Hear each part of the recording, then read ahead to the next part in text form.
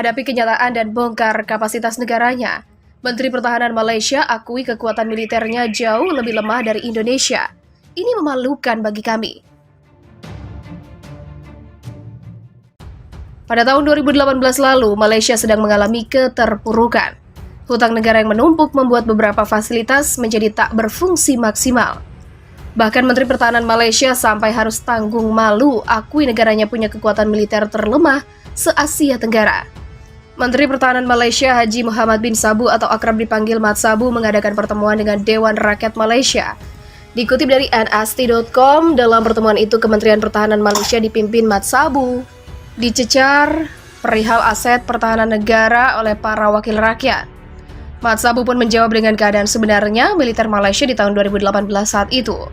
Mat Sabu mengklaim aset pertahanan negara Malaysia banyak yang sudah rusak dan tak terawat, sehingga menyebabkan melemahnya pertahanan negara akibat berbagai kerusakan. Buruknya, Mat Sabu langsung mengatakan jika sekarang militer Malaysia paling lemah se-kawasan Asia Tenggara. Dalam hal angkatan laut kami, angkatan udara dan lainnya di Asia Tenggara, kami paling lemah. Begitulah ujarnya. Mat Sabu juga membeberkan keadaan ini sangat kontras saat militer Malaysia menjadi yang terkuat pada tahun 1970-an.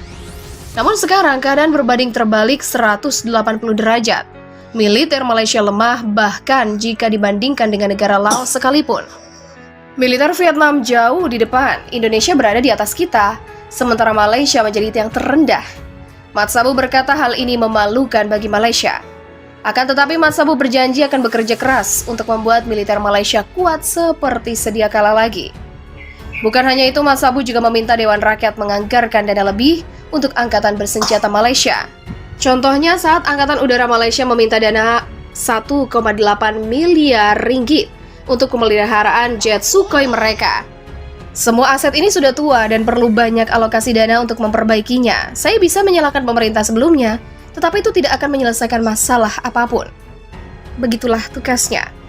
Komentar Mat Sabu itu bukan isapan jempol belaka karena dari 28 jet tempur buatan Rusia, Angkatan Udara Malaysia hanya 4 unit saja yang bisa terbang.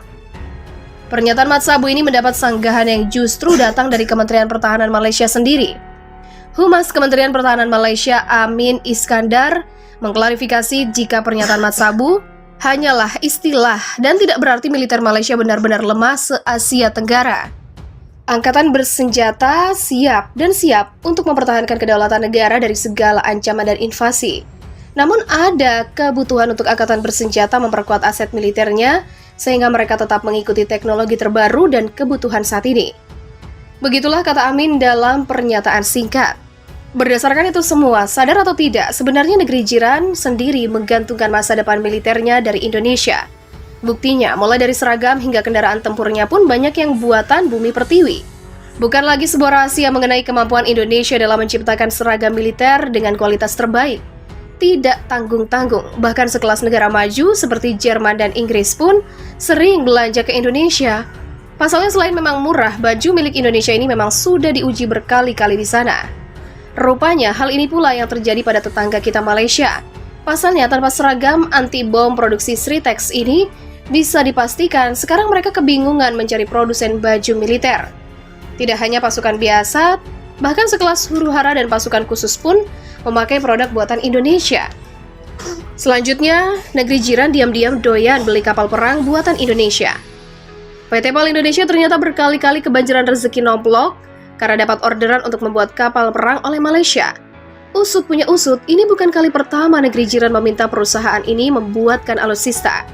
Menengok hasil pabrikan PT PAL yang memiliki kualitas yang baik dan harga yang terjangkau. Alhasil tahun lalu Malaysia memesan beberapa unit kapal perang jenis MRSS lengkap dengan senjata-senjatanya. Lalu yang ketiga, tanpa panser Indonesia Malaysia bisa mati kutu karena rugi. Siapa sangka panser buatan kita pun diminati Malaysia. Tidak tanggung-tanggung, negeri jiran ini sempat membeli 30 unit dalam periode beberapa bulan saja. Usut punya usut, semua langkah ini diambil bukan tanpa alasan, melainkan sudah perhitungan matang. Indonesia adalah negara paling dekat, sehingga tidak perlu mengeluarkan biaya transport berlebih jika ingin impor barang. Selanjutnya, harga panser Indonesia lebih murah ketimbang milik Perancis, namun kualitas sama bersaing. Satu komoditi lagi yang sering dibeli oleh Malaysia dari Indonesia adalah sebuah pesawat tempur pengangkut prajurit. Apalagi ketika melihat pertama kali CN-235, negeri jiran langsung tertarik untuk membeli pesawat tersebut.